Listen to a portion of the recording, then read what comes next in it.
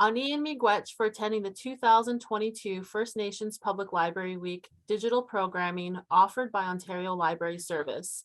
My name is Deanna Nebenionquit, and I am one of the First Nation consultants on the OLS team. We have our other First Nation consultant in the Zoom session right now. Can you just give a little wave, Nancy? So First Nations Public Library Week started in February 2000 at the request of Ontario First Nation public librarians. Throughout the last 22 years, the program has grown and evolved, but the initial goals have remained the same: to celebrate and promote Ontario First Nation public libraries and increasing awareness of First Nation peoples and cultures past and present. This includes celebrating and supporting on-reserve and urban Indigenous library patrons through relationship building and culturally specific initiatives. All librarians are welcome to use this video and all the resources found on the First Nation Public Library Week website year-round for public programming. I'm happy to introduce today's panel entitled Celebrating Indigenous Library Knowledge. This panel brings together 3 public librarians working in various capacities on and off reserve. I will start today's session by asking each panelist to tell us their name, where they're from, and where their library is located. We will start with Linda Liu. Bonjour, Ani, Linda Liu Classens, Essekas, Walpole Island, Dunjaba, also known as Bkejwanong, meaning place where the waters divide. We're situated on the beautiful blue St. Clair River. Lots of stories here. Good morning, Skano. My name is Sabrina Saunders. I'm from Six Nations of the Grand River Territory. I am Mohawk and Lenni Lenape, and I'm up here at Blue Mountains, which is southern Georgian Bay area. So we are in Anishinaabe area, Ojibwe area. Bonjour, Anin, Robyn Medicine, and Indigenous, Rainy River and Metanjiguming First Nation in Dunjit, Makwan and Dudem. I am Robyn Medicine. I am originally from Manitou Rapids, Rainy River First Nation, and Metanjiguming First Nation, all on the Treaty 3 territory. I work at the Thunder Bay Public Library as the Community Hub Librarian Indigenous Relationship Supervisor. So we're going to start today's session by going around and asking everyone, can you describe the early days of your library or the Indigenous outreach programs that you manage? I started at the library actually in 2016 as the first Aboriginal liaison, it was called at the time. It was an externally funded position that over time became a permanent position. So in the first year of my time at the Thunder Bay Public Library, I formed, one of the first things that I did was form an Indigenous Advisory Council to help guide and support the work and the changes that I wanted to make within the public library. So I had done a lot of outreach, networking, and formed a really good group of advisors that I feel like I don't think I would be as successful if I didn't have, such a good core group of people behind me. And one of the first projects that we took on was creating an Indigenous Knowledge Center. So at the time, the library actually had a Aboriginal seating area in the Waverley Resource Library. And it was, let me just say, it was a bit eclectic. So yes, oh, one more back. Yes, so it's very small photo, I apologize. But as you can see, it was like a display area that had, things that just sort of looked Indigenous, right? May not have been authentic. But also, it was like 2016. So it was just starting to well, in Thunder Bay, people were just starting to have conversations about Indigenous peoples being involved in committees and, recognizing leadership roles and just building relationships. So the idea was to actually just have a display area for, authentic resources from the Thunder Bay Public Library on display. But over time, that actually evolved into an Indigenous Knowledge Center at each of the 4 public libraries within the library system. So in 2018, we had a grand opening for the Indigenous Knowledge Centers. So in the photo on the screen is a photo of the celebration. We had probably about 50 people in attendance. And yeah, we opened with a smudge. We had hand drumming. We had a bit of a feast and media. So yeah, it was really it was a really powerful moment. If I can share some of the words from the Indigenous Advisory Councils who were in attendance. We actually had a ribbon cutting ceremony too, which was like the first for many. Yeah, it was amazing to see it all come to fruition because we had spent so much time trying to create a space that felt welcoming and like reflective of Indigenous communities here in Thunder Bay. So that was in 2018.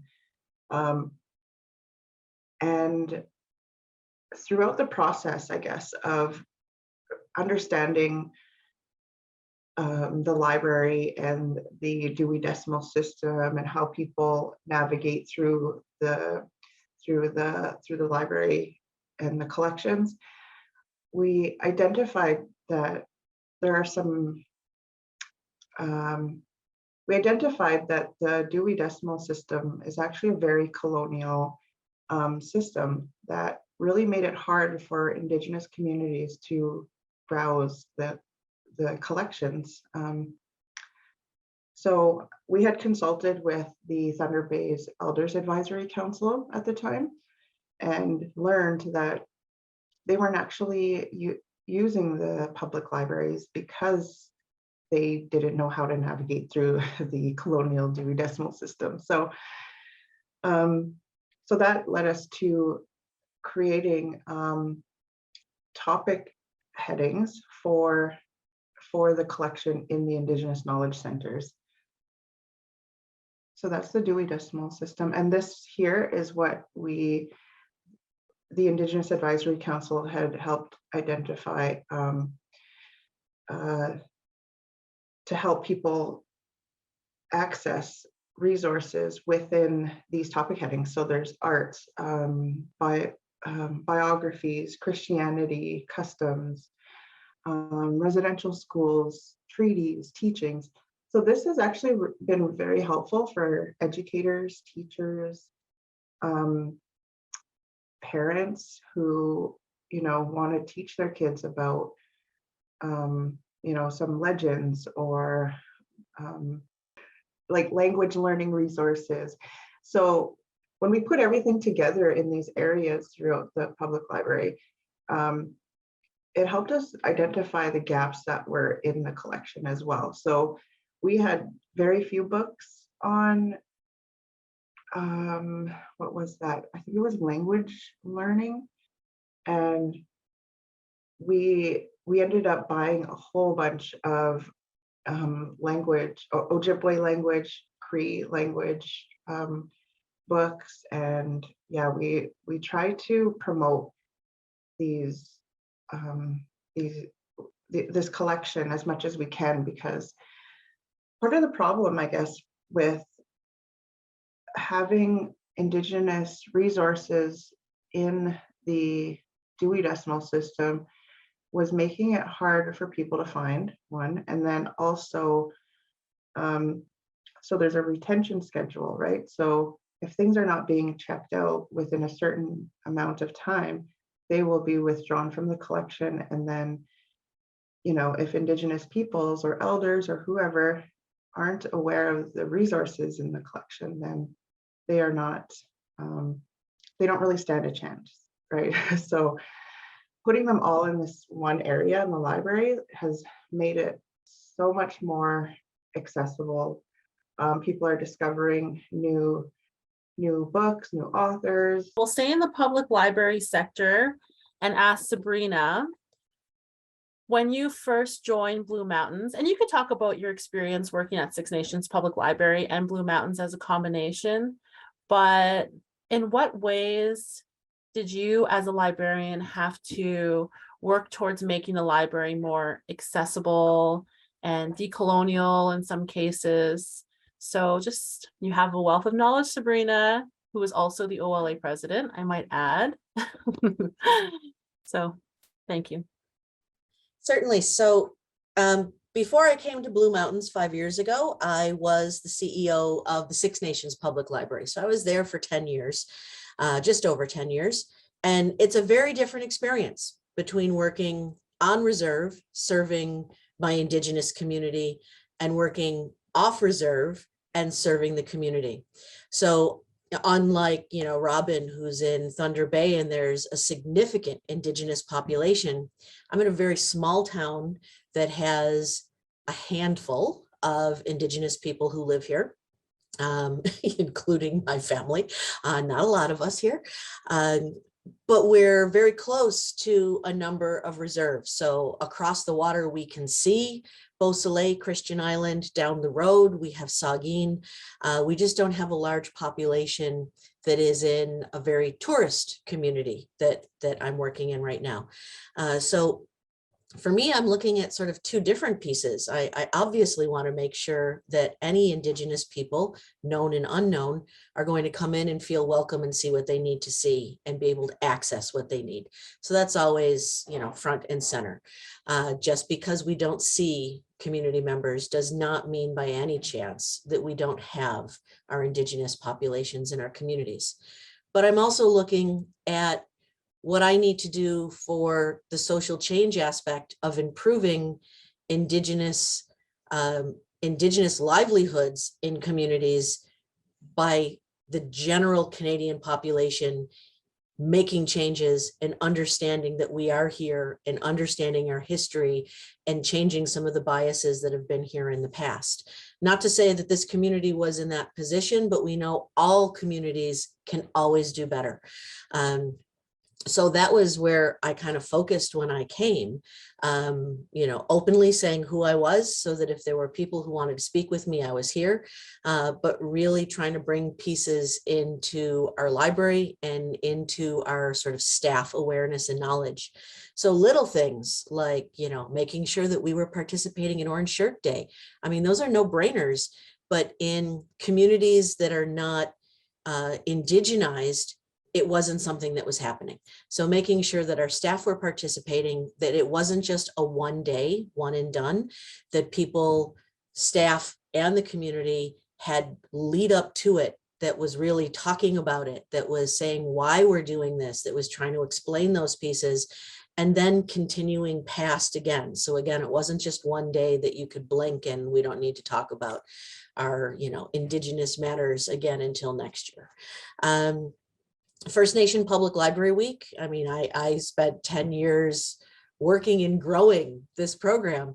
And when I moved into a public library, a non-Indigenous public library, you know, making sure it was something that was really understood here and reaching out to make sure that, you know, again, we were pushing to our public libraries across Ontario to make sure that they were still participating and aware of that. I took a different approach with the collections than Robyn did. And actually I did exactly what Robyn did in my Indigenous library on reserve, because our community was saying, well, this is what I'm looking for. It's embedded in all this other stuff. Help me find me. So we're not having to drill down into the 16th decimal point to find my story. But when I came here, our Indigenous collection was in one area. It was very small. And I found that, you know, the process of having this little corner with Indigenous content in a non-Indigenous community kind of made it like it wasn't for you. So we didn't have the general public using it. And I completely agree that if you have a strong Indigenous community, you want to bring it out in a way that's going to be there for people to see, and you can immediately identify who you are in that library. But in my community, it was a bit different. So I wanted to make sure it was more embedded across and infiltrating, if we could call it that, but infiltrating our collection and doing it organically. So, you know, yes, during First Nation Public Library Week or Indigenous Day, you know, we still call it Solidarity Day in my head. Sorry, it'll always be Solidarity Day when we stand together on the 21st. You know, having our displays then, but then when you're pulling out the children's books to talk about, you know, every 2 weeks, putting up new things for kiddos to be able to pick, making sure naturally Indigenous collection was in those pieces. When we were doing a blog, instead of only doing a staff pick blog that has Indigenous content during, you know, an Indigenous week, whatever that may be, whether it's First Nation Public Library Week or, you know, now Reconciliation Day or Solidarity Day on June 21st, making sure that we do this monthly. So let's get at least 1 or 2 titles in there. So again, it's organic and people were starting to see that. So that's just a different perspective from looking at a predominantly non-Indigenous community and trying to bring that awareness in. And then we also did programs and services and partnerships that were really important. So obviously, you know, we all started hearing about, you know, graves being discovered. It was nothing new to anyone in Indigenous community. It was finally actually a case of saying, yes, like it's public. We can now stand up and shout this to the hilltops because nobody listened before. So, you know, we put our ribbons out. We had the entry that every person who walked into the building for over, well, we put it in June when it was discovered, and it stayed up until past Reconciliation Day. So for the entire summer, every community member had to walk through those 315 ribbons to get into the building. We put up signage that said, you know, it's no longer at 315. Come on, let's listen to the numbers. Let's acknowledge what was in the Truth and Reconciliation Commission's report, and let's be aware of where we live and who we are as a Canadian culture that is based on these mistruths, and start looking at actual truth before we can talk about reconciliation. So we did those types of things, as well as, you know, a predominantly, you know, majority culture community. And then personally, something that I had started working with our First Nation public libraries, our Ontario Public Libraries on Reserve decades ago, was looking at how we started to get an Indigenous awareness group for us, so that we could get an association. And we tried getting NALA for about a decade, which was original title of the National Aboriginal. We've changed our terminology since then, but Aboriginal Library Association, and, you know, recently was one of the founders of NICLA, which is what we became when we realized it's more than libraries, it's a knowledge network that we needed.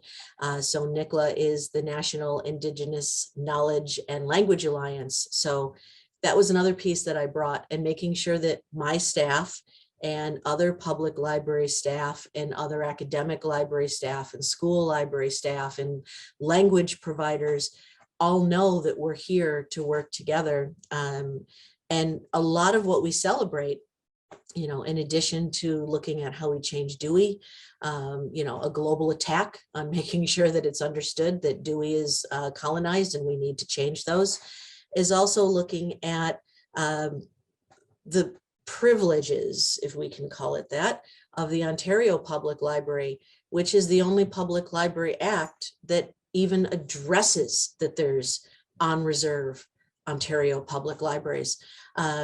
For better or worse, we know it's not great, but the others don't even have that.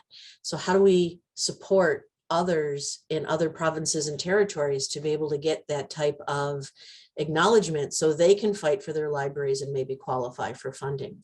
And that's something that we look at when we're looking at First Nation Public Library Week, because we're the only province that even has that opportunity, because nobody else has been acknowledged in their own acts. So those are some of the things that I've worked on over the 15, 16 years of my career in library services. And it's been a shift from moving from on reserve to off reserve, and making sure I'm always keeping community at the forefront, but then also acknowledging that I have a key role in changing the community that I'm working in to better understand and be aware and respectful of what our Indigenous people bring to the table. Miigwech, Sabrina. And you bring up a good point too, actually. So Ontario Public Libraries on reserve have been around for over 50 years. The first library opened up in Moose Factory, and then the second was Six Nations Public Library, which is still operating. So it's the longest operating First Nation public library on reserve. And it's interesting because the first library to open up on a reserve was actually in the United States. And then the second was just a few years later in Ontario. And we're still running these programs. So I would like to pass that over to Linda Liu to talk about her experience running and operating a public library on reserve on Walpole Island. I know lots of changes has happened, Linda, so we're excited to hear about what you do. Miigwech, I appreciate that. And I really want to give a shout out to Robyn and to Sabrina. I'm sitting here just in amazement at what's happening in Indigenous libraries, First Nation libraries in Ontario. That's so cool. So my experience is different because I run a small library on a First Nation. And as you all know, libraries are severely underfunded. We are capped at, I think it was from a mid 1990s per capita rate. So our population back then was about very small, probably maybe under 2,000, and now it's about 4,500. So we have inequities in our funding base, and we're still using that same formula from the government. I can say it, we get every year $17,998. So everything else is own source funding here, which means our band has to kick in the rest other than proposals that I write. So I sent one went up last night, so I'm keeping fingers crossed that I have some funds coming in. So back in the beginning, I always wanted to work in a library because I love literacy. I love books. I love storytelling. I love anything to do with the pictures that go on in my head. I'm always playing movies, so I want to bring those to life here. So I applied for and eventually got a job managing the library. When I first got here, it was smaller. One of the first things I did when I got the job was throw up the curtains, open the curtains, clear out everything that was there, and start anew, which was recruiting people to help me out. Because fortunately, the librarian who had quit before me retired. She ended up getting approved for a $50,000 grant. I took that $50,000 and I thought, yay, can do something here. I went out and recruited a group of volunteers. They ended up being all women because women know how to multitask and know how to put their nose to the grindstone and their hands to work. And we started. We walked around the yard. We took a measuring tape. We figured out where everything was going to be. We moved things. And right when we were in the process of doing this, a Wi-Fi tower went up. It was going to be right in the middle of where we wanted to put our addition. So we had to get that moved to the other side, and recently it fell down. We had to get another Wi-Fi tower. So there's always something going on here. We did our addition, and currently in the room behind me, our addition, there's a adult immersion class going on. So we will have teachers in our community. So I'm so thankful for this, because then we can share our space. I can get them into our library. I encourage them all today to come out to all our First Nation activities next October 3rd to the 7th. And they're excited. I say, I'm going to bring you in, sign you up for a library card. So it's that personal touch. You know, when I bring people in, well, fortunately, somebody else brought these people in, and I'm so happy they're here. So I have seen the library grow and develop, because as a teacher, I recognize the importance of literacy. So I was always running literacy programs for kids of all ages. Now they might be adults, because I found out during some of my presentations that many of our seniors, and some of them our elders, have gone on. I did a presentation to our elders at the arena a few years ago. And during that presentation, as I was telling a legend, I was a little bit nervous at first. And then I noticed that our elders were sitting there enthralled. They were actually, we're talking people who are 80s, late 70s, early 90s, maybe at the time.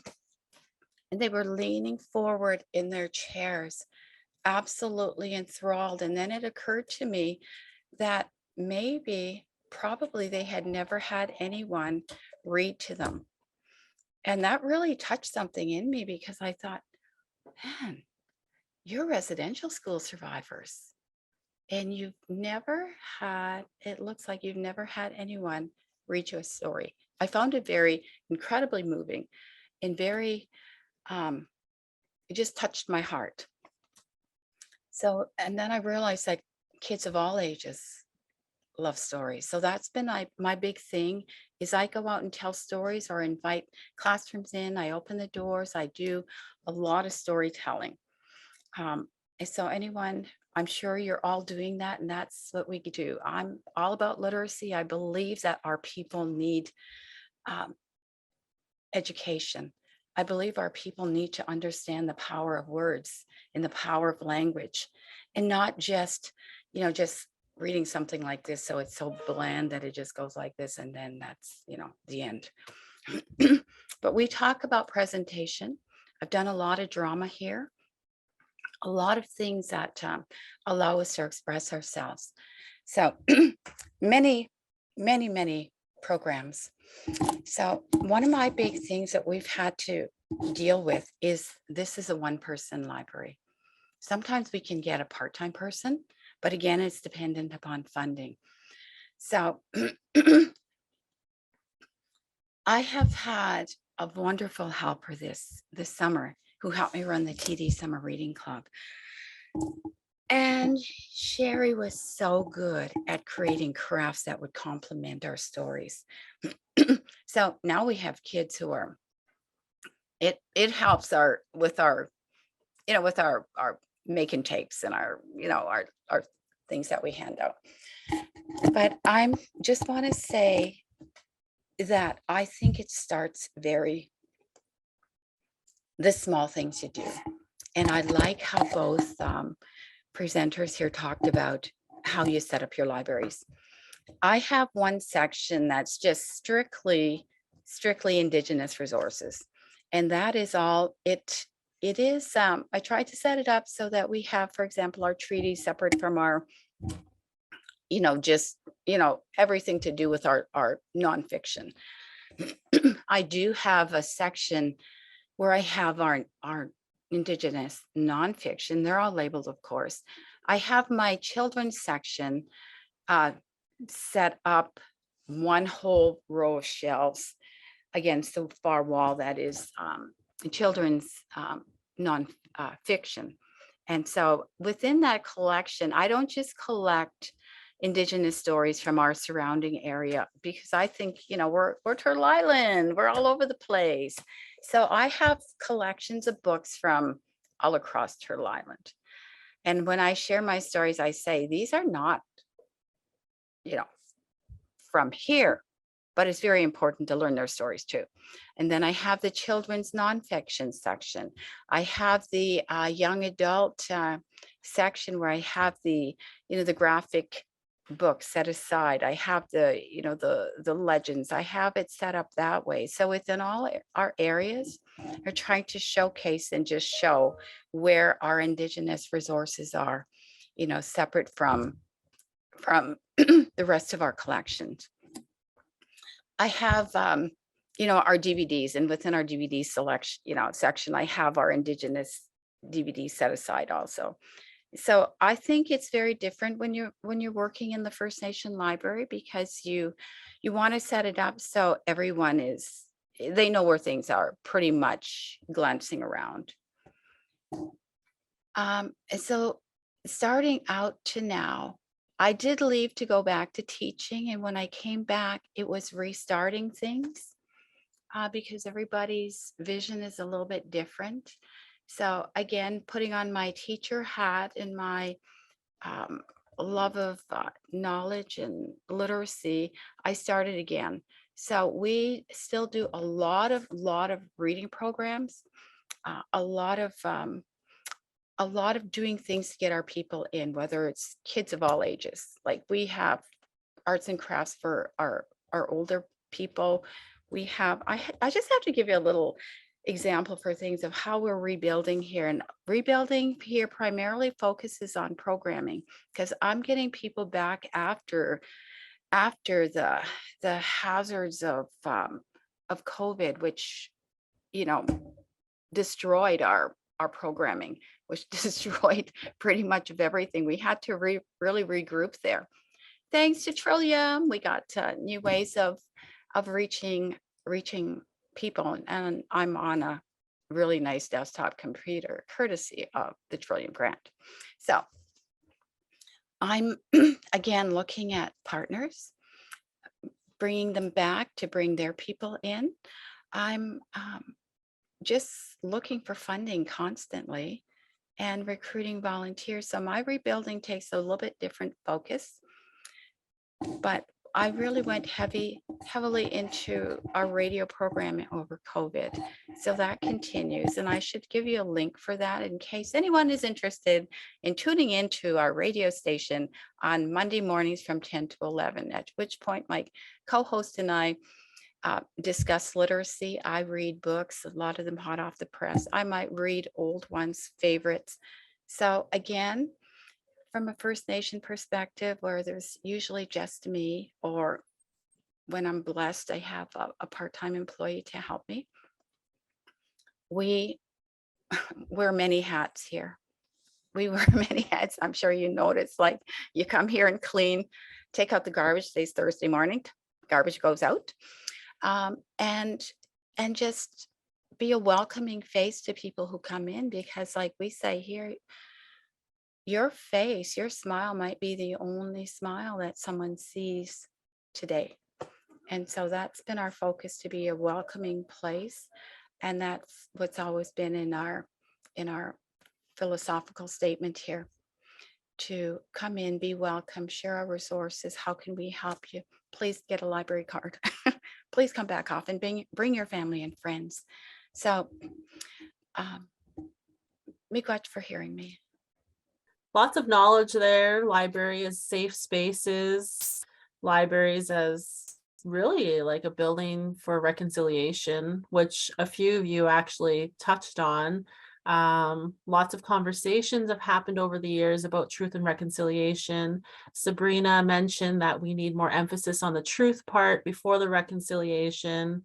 Linda Liu talked a bit about literacy, how important Indigenous literacy is. To me, that's an act of reconciliation, just having those stories now, sharing them in the library. Robyn's making sure that people can find those stories, find those resources. So I think just reorganizing your library so it's more inclusive, so it's a little more accessible, I think is one act of reconciliation that all of you are doing right now. But there's always more work to be done. So I'm wondering if we can go around and just give one example, one tangible example of how public libraries can be more truthful in this process of reconciliation, could be more action oriented on the reconciliation side, something that can be applied to any library. So I see Sabrina nodding. So maybe we'll go Sabrina and Robyn and Linda Lou. I think, first of all, September 30th, don't do anything on September 30th.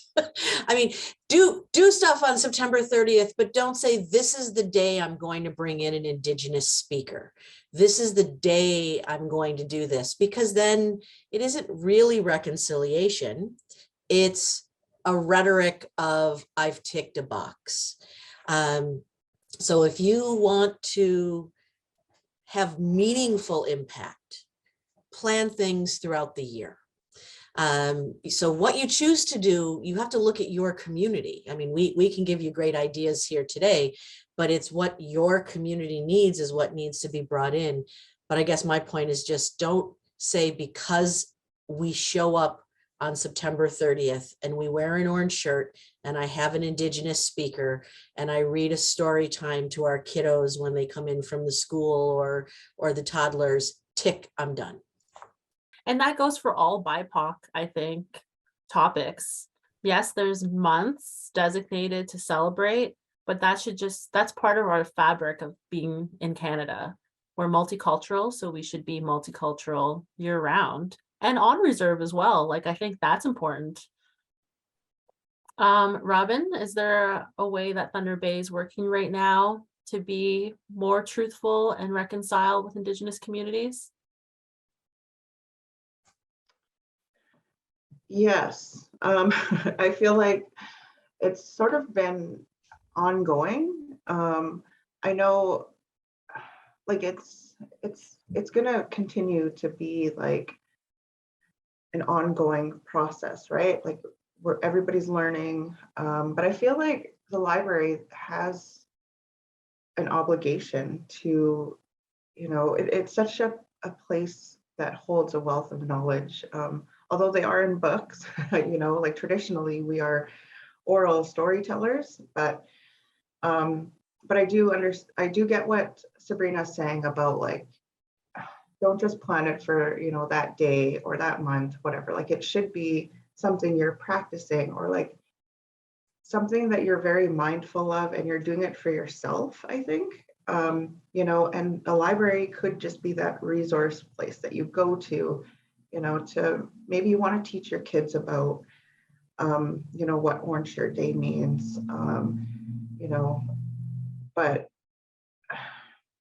I think it's up to people at an individual level to seek that knowledge and make these connections for themselves, not just as part of their job. So I think everybody's, at their own level of understanding and accepting and all of that. But I think the libraries in general, can only offer so much, like if somebody really wants to make, meaningful, or take meaningful action towards reconciliation, it's got to be something that they're doing on their own. Like I just can't say it in any other way. Like I just hope people get what I'm trying to say, and for the Thunder Bay Public Library, we're at a place where there are some people within the library who take the initiative to put up displays, and and that's my hope, is that people will have the competency to be able to do these.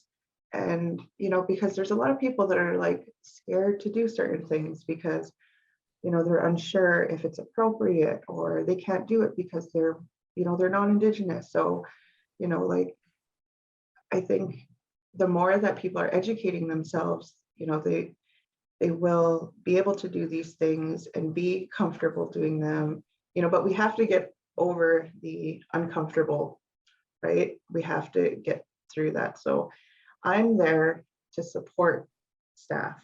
I don't want to be there to tell them what to do, if that makes sense. It does. It's a good reminder that reconciliation, like you said, Robyn, is an individual process. You shouldn't really be relying on others to teach you what you need to do to be a fellow Canadian, like an inclusive person. I find that when people are looking for answers, that sometimes translates to, I'm looking to put the workload on someone else.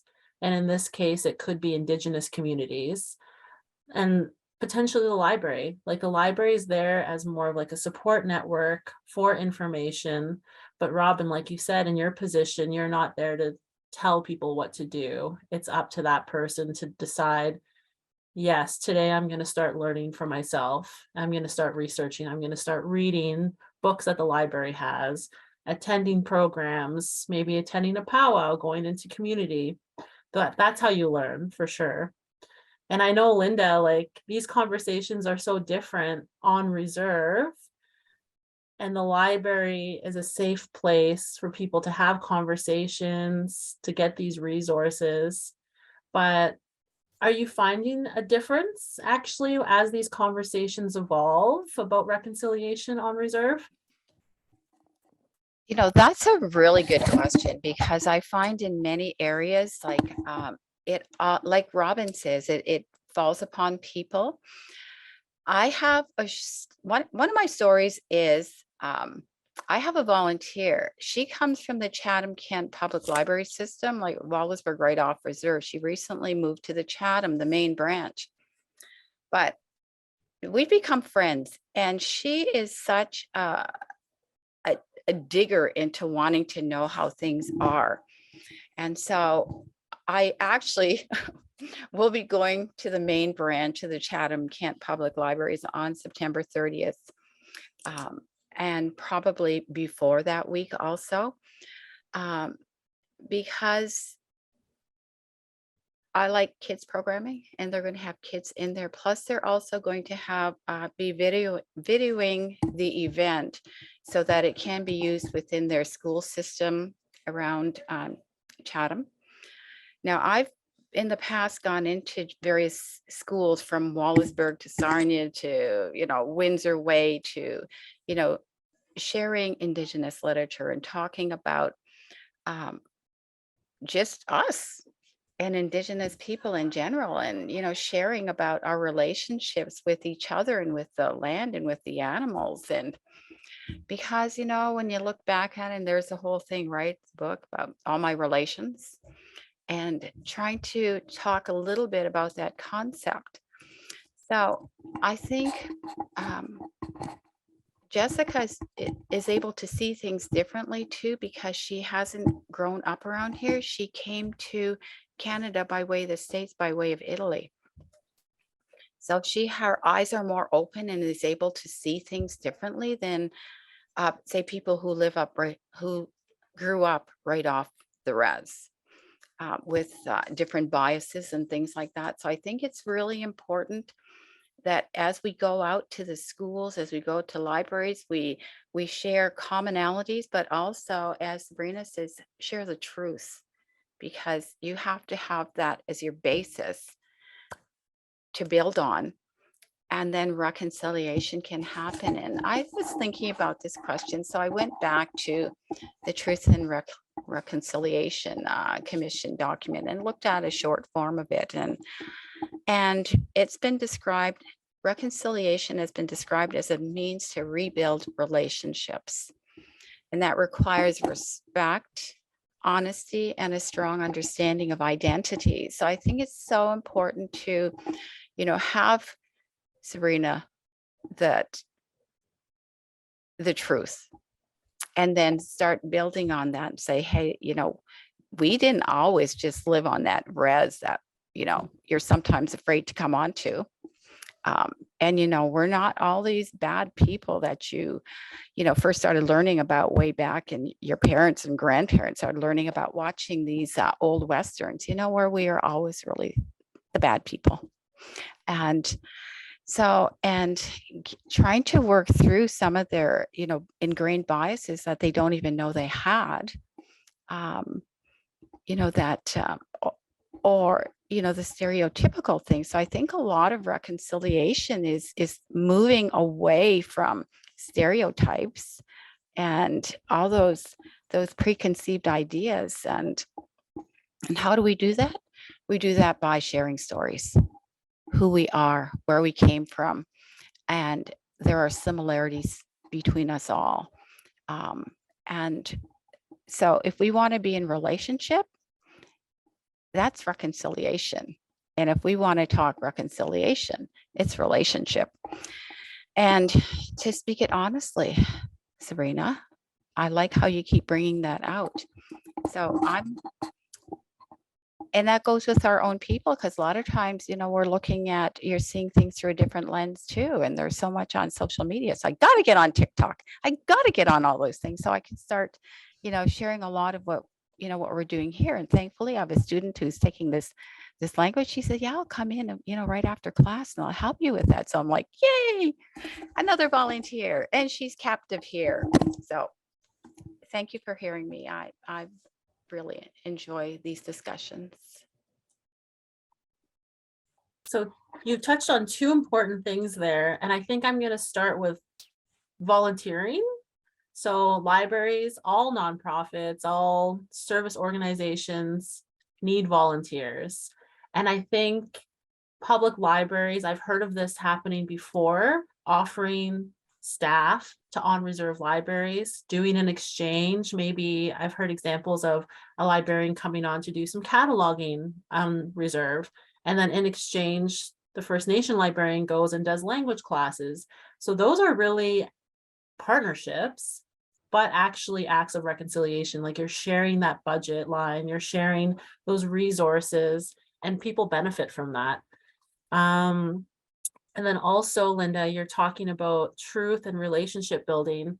I think that ties into this year's First Nation Public Library Week theme, which is an Ojibwe word, Ojibwe phrase, sorry. So Bkejwanong.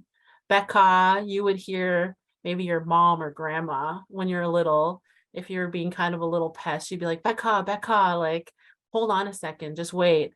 And then the Bkejwanong side is to listen. So the theme is Bkejwanong, let's wait and listen. So that's an important part of relationship building and truth building, is taking the time to listen to what people have to say, giving everyone equal amount of time of listening space as well. So I'd like to go around and ask, why is the act of listening so important to learning? So this is an interesting question, because it makes me think about the differences in Indigenous and Western culture, and how, Indigenous people are very, or can be, observant. Listening is really important in, I guess, understanding, and another piece to that, I guess, is when I think about how the changes that I have made, and the IAC has helped make at Thunder Bay Public Library. We're always working under tight deadlines, and like everything is so fast paced, and it's like, oh, even when you have funding or grants, right? It's like, oh, you have to get this done, you have to spend all the money, blah, blah, blah. Like, and it's like, wait, we have to like consult, or we have to involve Indigenous communities, and, like, we have to be respectful of their time, and really listen to what they are giving us, right? Like the knowledge, the guidance. And there's projects that are still sort of up in the air right now because it just wasn't the right time for us to take on all these things. So as a librarian, I'm finding like I have so many projects on the go and like, and it's up to me to prioritize those, but I don't rush, the Indigenous communities that I work with. Like, if I have to like follow up with them, I'm like, I'm gentle. Whereas, sometimes non-Indigenous people are like that, they could be like very firm, like this is your deadline. And like, there's more of a mutual understanding, I think, with Indigenous communities, like we're, and I don't want to speak for all, but I just wanted to say like, that's what it made me think about is like how fast paced it is working, not just working in libraries, but like living in the city as opposed to the reserve. And I know we're all working under like libraries are funded, and we're always looking for grants and things like that. And there are deadlines that we have to meet, but when you're working with Indigenous communities, it's not always that quick and easy to do. So I think it's really important that anybody who wants to involve Indigenous communities, which I encourage you to do, make time and create a space where, that they feel welcome and safe. And sometimes you have to sort of listen,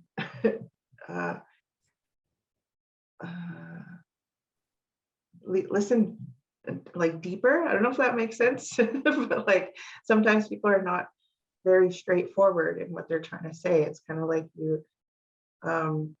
it's like a teaching, right? You tell a story, and it's like you take from that what you need, if it works for you, kind of thing. So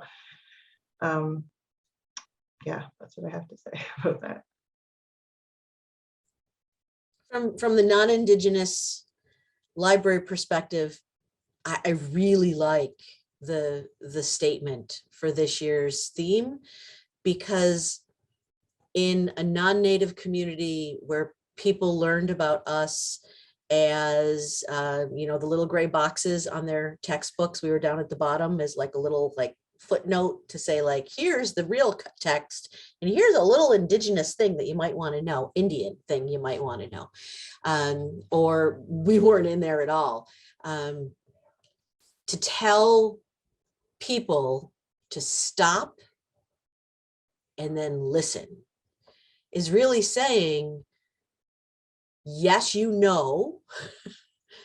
but now we're going to actually tell you. And it's so easy to say, yeah, I know that. Oh, I've heard that. Oh, I was taught that before. Well, this is the way I was told. Yes, just stop and now listen. Take the opportunity to learn truth, to change your perspective and be open enough to hear what you're actually being told, because we all have to go into this realizing that what we were told isn't right. What we were told had a bias. We all know history is written by the victor kind of thing.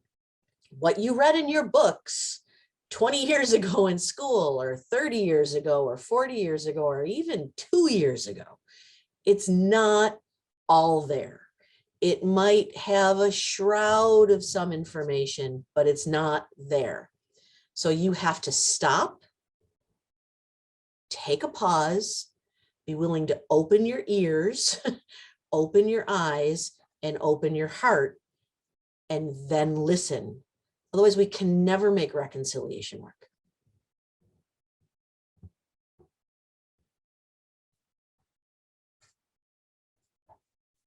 Sabrina.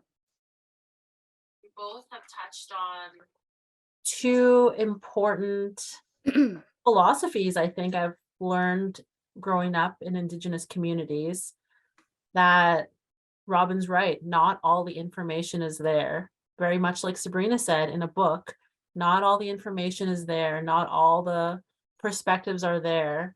And you said something really important, Sabrina, about opening up your heart. I was thinking about that when Robyn was speaking. When I was growing up, it's like talking to elders or talking to my older family members. Yeah, it wasn't a very direct communication that I was getting because I had to open my heart and fill in the blanks. Like I understood exactly what they were saying just in a few words. And I think it's a language barrier going from Indigenous languages forever and then just being dropped into the English language sector. English is not as descriptive as Ojibwe. So if my grandpa was telling me something in Ojibwe, it would be a short sentence, but a lot of information would be packed into that short sentence. In English, the same amount of information would require a longer conversation. So listening is important. Listening to Indigenous languages is important because there's lots of information being transmitted in just one simple word. I think Robyn has experience with that because she's translating the Dewey Decimal System or the new organization system they're using, and the words are very long. But I would like to give Linda Lou an opportunity to respond to why is the act of listening so important to learning? It's the way, like I think back to when my parents would have company over, and or we'd go out and visit. We used to call them the old people because I'm coming from a generation where, we had no hydro, we had no running water, which meant we had to either use a pump outside or go down the river, and we go to the outhouse. Wasn't very nice in the wintertime. So there was there was no hydro, right? There were no devices that we use nowadays. There was none of that. So when we went out, we went visiting, and my father and mother were really good at taking us out visiting, because that's what you did, right? I remember going to work bees. I remember going to visit, we call them, Mishu and his wife, and they were these cute little people, when I saw them when I was older, and I thought, oh my God, they're so cute and little. But we would listen, right? You'd sit and you'd listen, and then if you got a little anxious, you went outside and you ran around and played, and you sat outside and you ate apples under the apple tree, or you went and gathered leaves or weeds or something. You just played outside and entertained yourself. So you develop that whole culture of listening and not being so quick to respond, like blah, blah, blah, blah, blah, blah, blah, blah, blah. And social media is so fast, right? It's Instagram. And so we have a whole different society and how we look at things. So for me, it's about trying to sit and listen. Yeah, there's a lot of laughing going on, and you're absolutely right. When my parents decided that we needed to learn English back when we were young, so we picked up some Ojibwe, but it's like mostly words or some expressions like we snin, you gotta eat. But it's amazing how many words that you have picked up and you use them automatically. But there's a lot of, when I think about my parents and their friends, and sometimes I would almost get frustrated with them when I was a young teenager, because I'd be thinking, they're always laughing. It's probably over something really, really, not important. And as I grew up, I started realizing why they were laughing so much was you're right, the absolute amount of meaning that's packed into a few expressions. So, and when I first I saw this years ago, I was working at the Heritage Center on Walpole Island, and here I picked up an Old Potawatomi dictionary, and I said, I'm just going to read some words. I'll open it up. And the word I opened up, and I thought, and I just burst out laughing because the English translation to this great big long word, should I say it? Yeah, I'll say it. And so the English translation was to pass gas while running. And I just thought, oh my God, no wonder they would sit there and laugh. But that was just like, just an example of words, how you build on them and build on them. It was just one great big long word, and how you got all that meaning in there was like just incredible to me. So, but the whole thing about listening, that was built into us. And I remember, I would say my family very spiritual. And my father and my brothers and my, because they were hunters and were always out in the bush, always out in the marsh. And they hear messages in nature. My father, for example, he would tell me about like how he would hear God, the creator, speaking in thunder.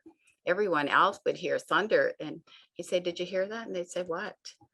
But he was hearing something because his spirit was attuned to it. My brothers, who are all hunters, they would hear messages out there. So, and it's all because they were out on the land. It's because they were quiet and were able to tune into the spirit realm, because it was ingrained in them that, you're out there, you're quiet, you're watching the tracks, you're listening to, the animals, you're a hunter,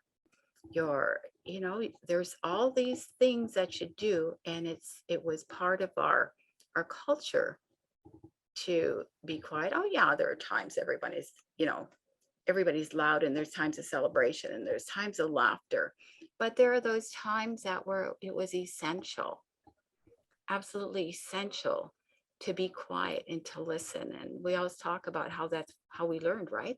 By observation and the teachings over and over. A lot of observation. That means observation. It means listening too. So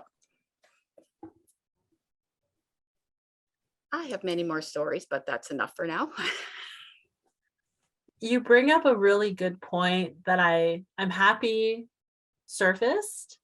Beka Bizendachigan, I was also thinking it's an act of like self-care for librarians, for anyone, to just take a minute and just listen to what's in nature, like Linda Lou's saying, listen to the sounds of a gathering, the sounds of your library. Like there's lessons in all of that. It's nice to just be quiet, take your headphones off, and just listen to people interacting. We just came out of COVID. It was silent in our house. Maybe people listen to the radio, but once you just turn all of that off, like the world is happening. So it's nice to just stop and listen to that. We're trying to teach my daughter, and she does it. She goes, shh, what's that? And she goes, puts her finger on her ear. What's that? And she could hear birds. She could hear the dogs barking. She's like really trying to figure out the world around her. And that's just like such a good teaching to have. Like you just always have to listen. So I think we're going to close with our final question. And it's not really a question. It's more of a shout out. So I'd like everyone to just say one thing you love about your library community, one thing you love about your work, like anything that you just love about the Indigenous library community. I'd love to hear. I'll jump in on this one. My library community, my library is not being an Indigenous community, but as the Indigenous library community, It doesn't matter where we are. we are across Ontario, we're across Turtle Island, and we work together. We are a team.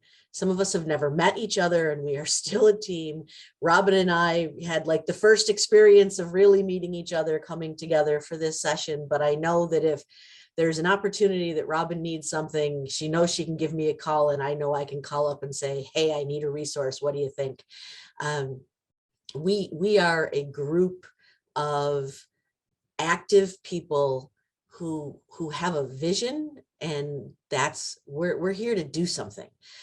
So if you are looking for community members to partner with, the Indigenous librarians across our public and our Ontario public libraries on reserve, we have got mad skills to share.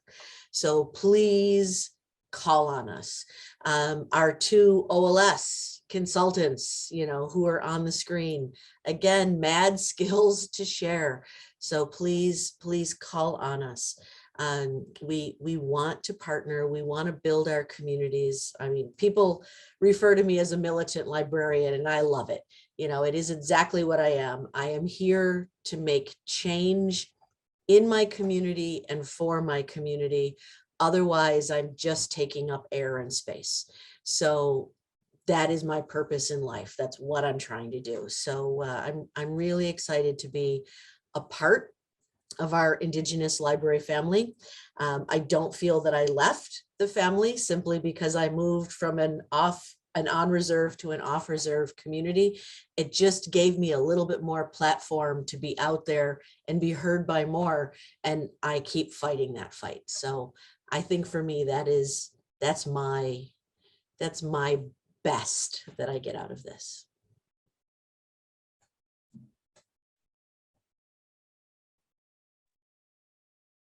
Agree.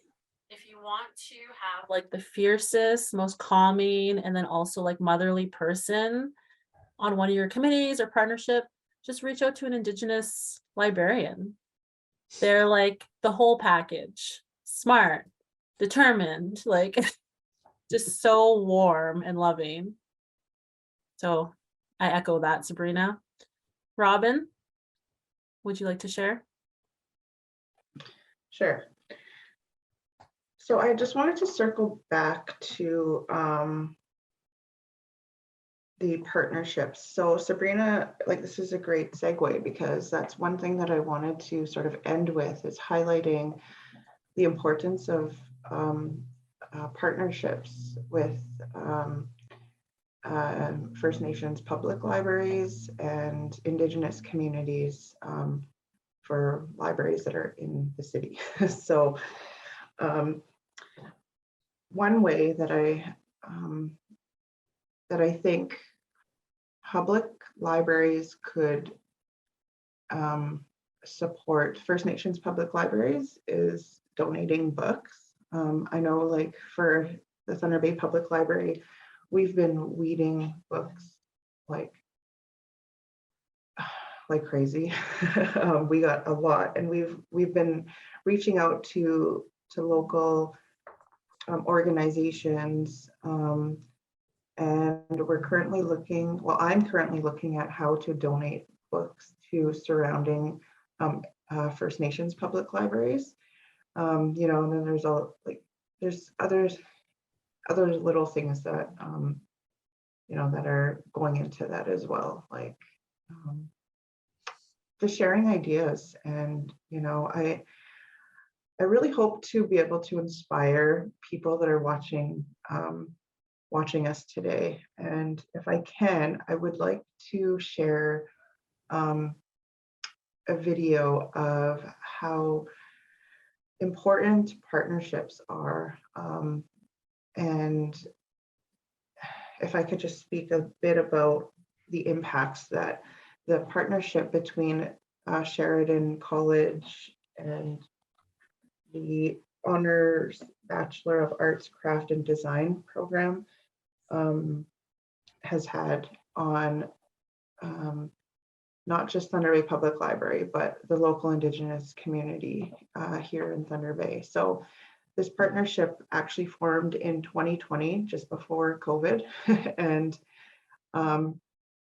this was a graduating year for this class. So a group of 10 students from Sheridan College and 10 local Indigenous community members had partnered and did brainstorming sessions and collectively came up with designs for the Indigenous Knowledge Center at Brody. So I see the videos being played. We cannot hear the audio. So do we want to? Okay, we can start from here. So I will mute myself and we can watch the video.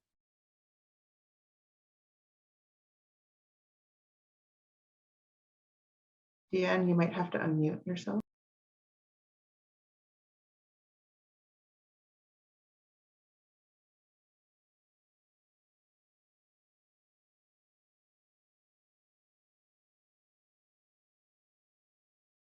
And everybody had a voice.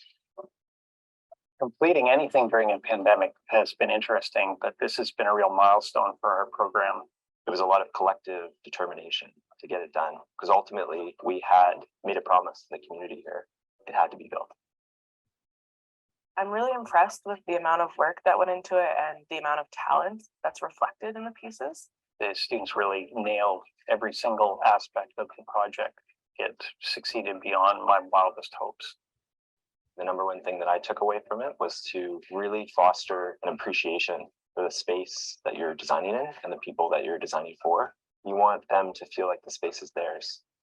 Growing up in this neighborhood, I've seen the underrepresentation of Indigenous infrastructure. Having that is going to bring people in here that are going to feel more comfortable in the space. That's what a library really is. At its deepest core is a place where people can come and connect. It's really important, and I think they're doing great work here.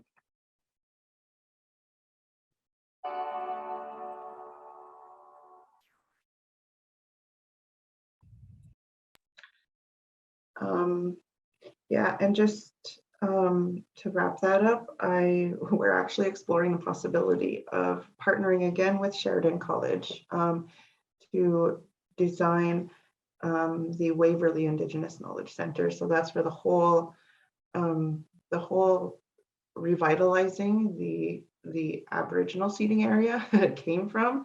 And so, yeah, it'll be nice to have that partnership, the bringing Indigenous and non-Indigenous people together and experiencing, activities out on the land as part of the brainstorming, and, them really making meaningful connections with Indigenous peoples here in Thunder Bay, and yeah, and bringing the visions and elements that Indigenous people have, and incorporating that into the design, and therefore creating, a more welcoming and, safer space for Indigenous communities in Thunder Bay and at Thunder Bay Public Library. So, anyway.